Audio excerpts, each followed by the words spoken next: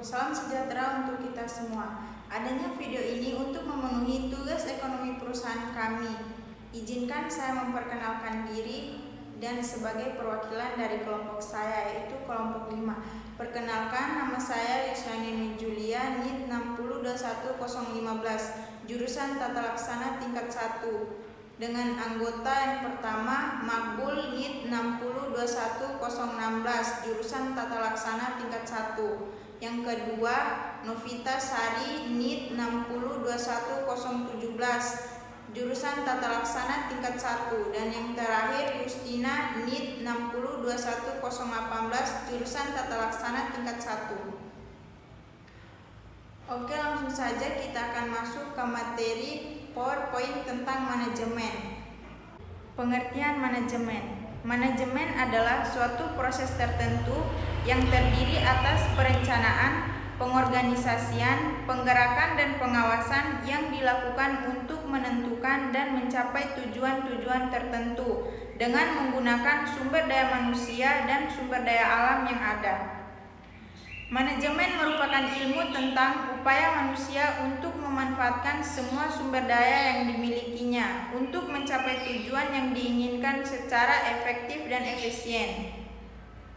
Faktor-faktor dalam pencapaian tujuan: adanya penggunaan sumber daya organisasi, baik sumber daya manusia maupun faktor-faktor produksi lainnya.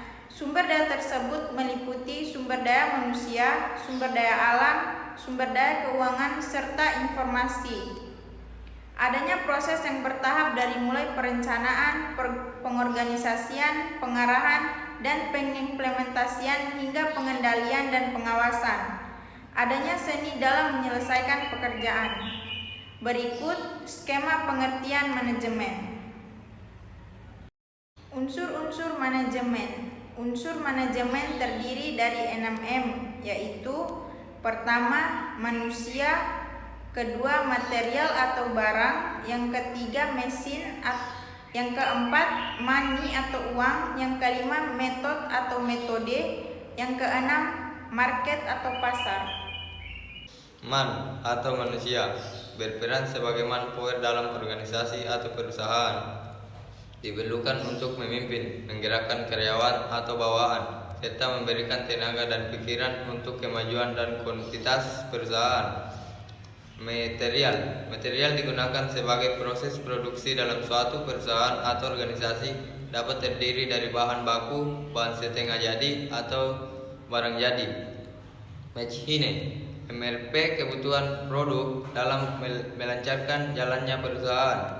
Method, pemilihan dan penggunaan metode yang tepat digunakan sebagai aturan atau cara-cara tertentu yang bertujuan untuk menghindari terjadinya inefisiensi dan pemborosan.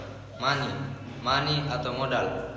Modal dibagi menjadi dua, yaitu 1. Modal tetap, tanah, gedung atau bangunan mesin. 2. Modal kerja, kas, piutang. Market adalah tempat bertemunya penjual dan pembeli untuk mengadakan transaksi. Fungsi manajemen. 1. Planning juga terbagi menjadi 9, yaitu 1. Organizing, 2. Coordinating, 3. Directing, 4. Motivation, 5. Communication, 6. Leadership, 7. Penanggungan risiko, 8. Decision making, 9. Controlling. Adapun fungsi manajemen sebagai proses manajemen: 1. Planning, 2. Leadership, 3. Organizing, 4. Controlling. Adapun perencanaan terdiri dari tujuan, kebijakan, program atau sistem, dan prosedur. Keorganisasian yaitu struktur, staffing, koordinasi. Koordinasi bentuk organisasi. Pelaksanaan yaitu motivasi, memimpin, mengawasi orang, dan produksi. Pengawasan yaitu biaya, kualitas, kuantitas, anggaran, dan sumber daya. Dan ada juga perspektif keefektifan dalam manajemen terbagi menjadi 3, yaitu 1. Keefektifan organisasi, 2. Keefektifan kelompok, 3.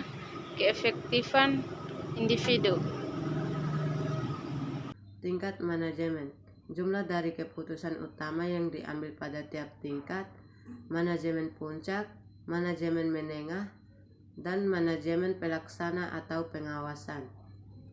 Tingkat manajemen. 1. Manajemen puncak, top management.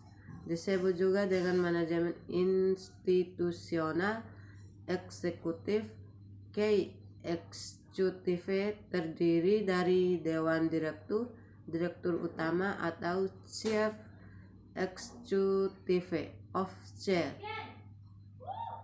Tugas: mengembangkan rencana-rencana yang luas untuk perusahaan dan mengambil keputusan-keputusan penting. 2. Manajemen menengah, middle management. Disebut juga manajemen administratif, terdiri dari pimpinan atau para manajer divisi, divisions managers.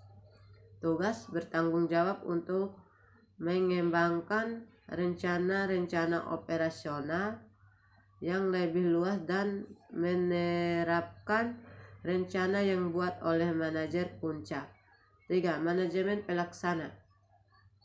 Disebut juga dengan manajemen penyelia atau supervisory management.